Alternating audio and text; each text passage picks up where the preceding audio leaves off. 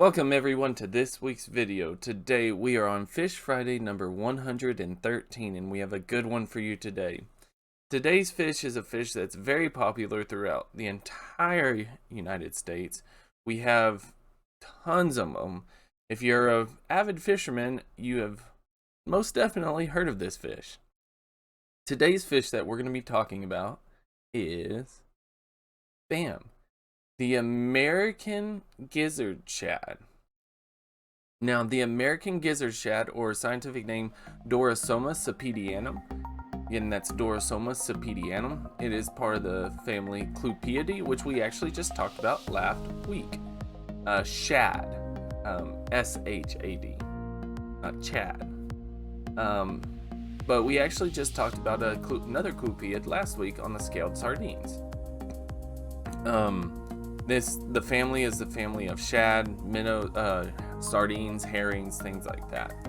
So fairly common family, but Clupeidae is primarily a marine family, but it does have some freshwater species, this would be one of them. It is native to the central United States and the eastern United States. If you'll give me 1 second, I forgot to have the map pulled up for you. So you can see here that it's found, exactly like I said, central to eastern U.S., no farther north than, the lakes. Looks like it gets into Canada some. But this is only where it's found. Now, it's been stocked in many, many places throughout the world. It is a very, very popular fish for stocking. And we'll get into the reason why in just a little bit. Actually, in terms of size, it is a medium-sized fish. It's not the smallest. It's definitely not the biggest. It has a max recorded length of 47.7 centimeters, which is 18.8 inches, and its max weight was 1.56 kilograms, which is 3.41 pounds. And if you know what a shad looks like, that's still pretty impressive because they're a pancake. These fish, we'll see if we can get a little picture here. Can't really, but these fish are just flat. They are so laterally compressed. It's kind of insane. They almost have a keeled sternum, which a keel is the V of a boat. And that's what helps it cut through the water. They are so laterally compressed that they actually have that almost keeled belly for them. It's very, very bizarre. So 1.81 kilograms would be basically a shad that's probably about that long, but maybe about that deep. It'd be impressive to see. Obviously that's not average. Your average adult is probably going to be about 35 centimeters, which is 13.8 inches. As I said, they have that compressed body shape. They're very silvery. They got extremely small scales. It kind of doesn't look like right here, but those are actually fairly small scales. Large googly eyes. I mean, just big googly eyes. And they fairly often have this black spot right at the top of the opercle flap. Not the opercle flap, the opercle bone, or the gill covering. That's fairly common. It's not always easily seeable, but it should be there. Deeply forked caudal fin. And on adults, it has this filament that's actually a fin ray coming out. The very last fin ray extends and just makes this deep filament. Other than that, it's got this pug nose. It's a pug nose looking fish. This picture right here gives you a good example of it. Just take a pug, put it on a fish, there you go. It actually does have a notch in its mouth, which is another characteristic, but honestly, gizzard shad are not that difficult to ID. You should be fairly confident in your IDs if you ever see these. I trust anyone watching this video that they very quickly will be able to see a gizzard shad across all other fish. In terms of their diet, in their early life, they eat plankton. They are planktivorous. And they still like to eat plankton when they are adult. In fact, that's their preferred method of eating throughout their entire lifespan is plankton. They start out with smaller planktons, and then when they get bigger, they get into the larger zooplanktons like Daphnia and things like that. However, a lot of times they're unable to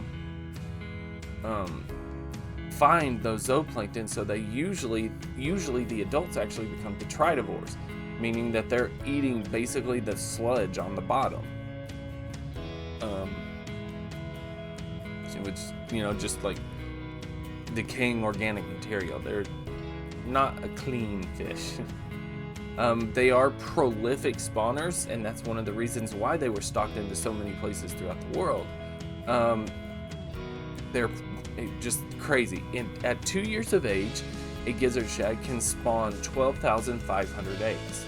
That's a 2-year-old. A 4-year-old, that's when they have their peak egg production. At 4 years old, they spawn 380,000 eggs. And they're actually fairly successful young, even though there is no parental care, which is kind of impressive, and you'll understand why in a second.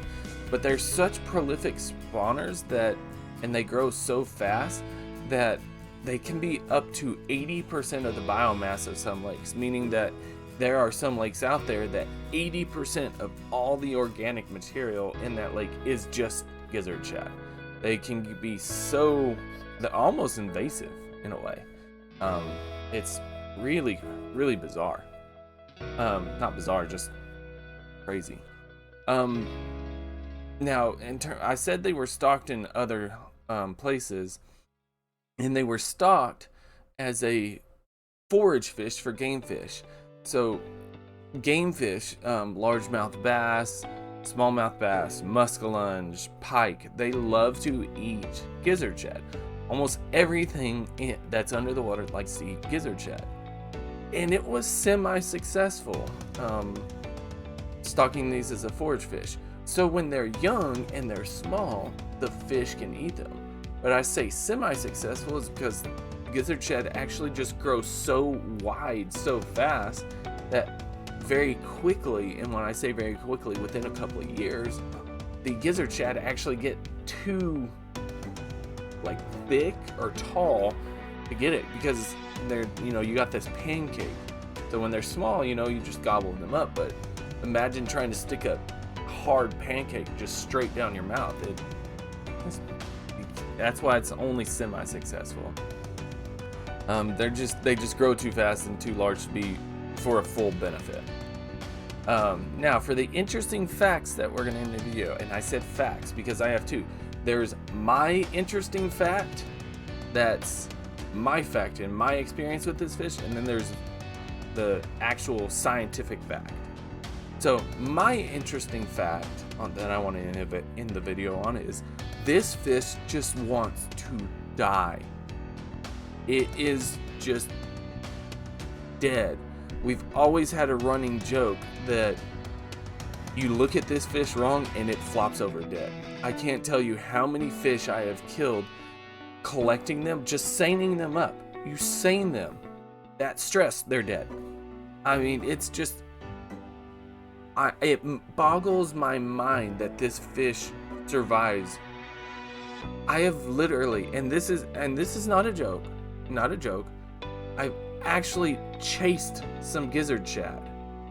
They flopped on the bank and immediately died. I swear, immediately died. Go up there and try and scoop them back in the water, and they just floated. They were dead. It is mind-boggling how easy it is to kill these. Mind-boggling. But now for the actual scientific fact that we're going to end the video on. Why is it called a gizzard shad? Well, it's actually named because it possesses a gizzard, just like chickens and other birds. it actually has a gizzard, which is if you don't know what a gizzard is, it's a sack filled with rocks or sand. That's what actually they use to break down consumed food. If they didn't have a gizzard, there's almost no way they could become a detritivore. I should actually make another interesting fact, and it's just something I just thought of. There's an old fishing myth saying that you go to the windward side of a lake to fish because it blows the shad over there. And that's not the case. But it is kind of true. You go to the windward side a lot of times to fish because the wind has blown the plankton over there, and the gizzard shad follow the plankton. Just a final interesting tidbit. But thank you guys so much again. I really appreciate it. Hope to see you again. If I don't, please be safe. Have a great day. Please leave a like, comment, subscribe if you do. I'd really appreciate it. Hope to see you again. Thank you so much for the support last week's video. That was really awesome. I was hoping more love and support than I could have guessed on a video shot in the hotel parking lot. But thank you guys so much again. Take care of yourselves. Take care of your loved ones. And peace.